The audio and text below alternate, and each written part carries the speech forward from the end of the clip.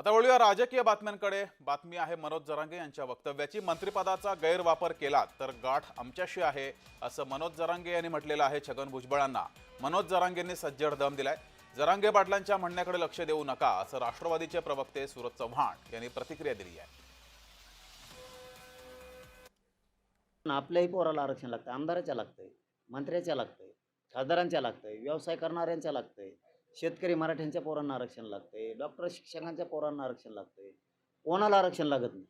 आणि ह्यो आरक्षणाला विरोध करतो म्हणजे ह्यो साप तुमच्या घरात तुम्ही पाळायला लागलात अजितदादा, हे सुद्धा विसरू नका। आणि त्यालाही सांगा, अजितदादालाही माझं सांगणं आहे, त्याला नीट सांगा, फडणवीसांनाही सांगणं आहे माझं, त्याला नीट सांगा ते मंत्रिपद घेणं गैरवापर करीन, नाटकं करीन, याची किंमत मोठी मोजावं लागणार तुम्हाला। मग गाठ आमच्या संघ हे विसरू नका।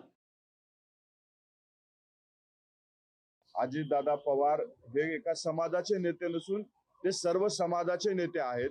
त्याच्यामुळं जरांगे पाटलाने हे बोलल्यामुळं याच्यात काही मला वाटतंय वेगळं विचार करण्याची गरज नाही। भुजबळ साहेबासारखा एक अनुभवी मातब्बर नेता हा मंत्रिमंडळात असणं तितकंच गरजेचं आहे।